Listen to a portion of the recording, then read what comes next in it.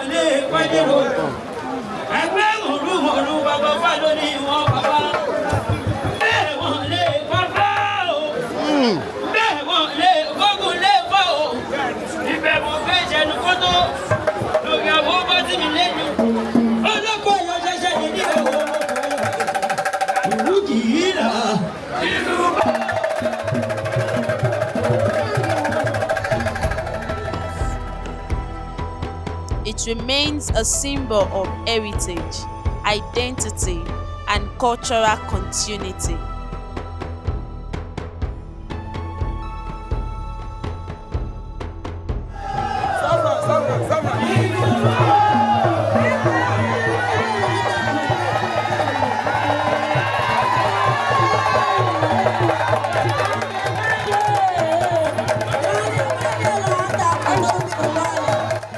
For some, this is a festival.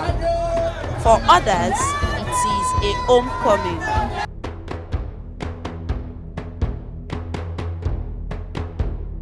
A time when families, friends, and relatives gather to celebrate a tradition that has stood the test of time.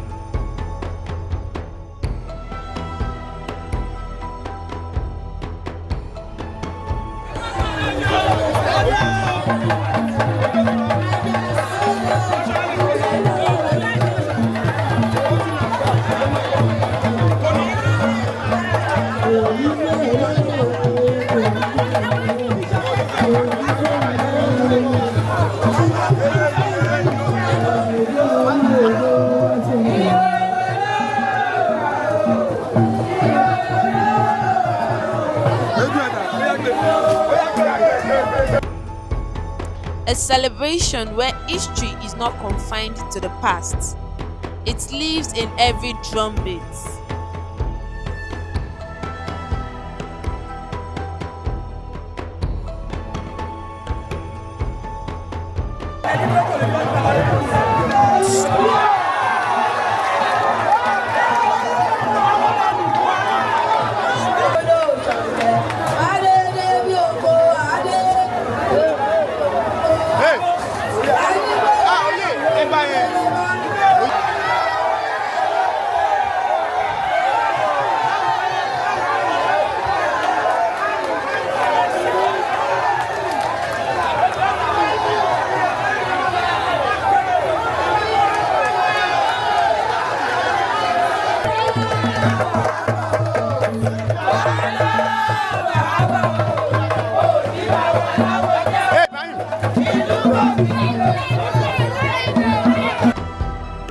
Every chant, every dance, and every face in the crowd. Here, culture is not simply observed, it is experienced.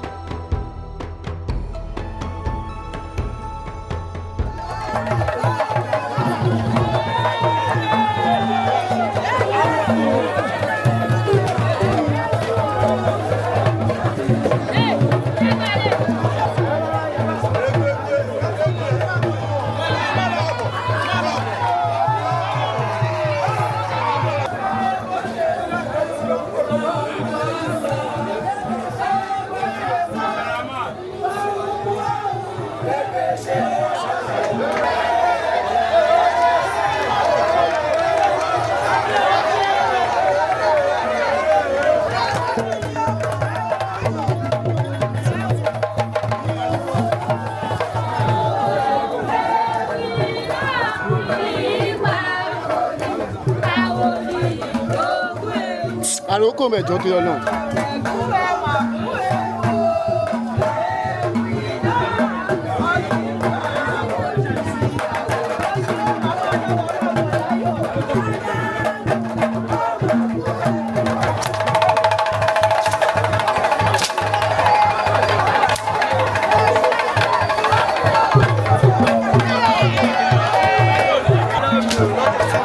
Lẹ́gbàá, a máa fún ẹ lẹ́gbàá.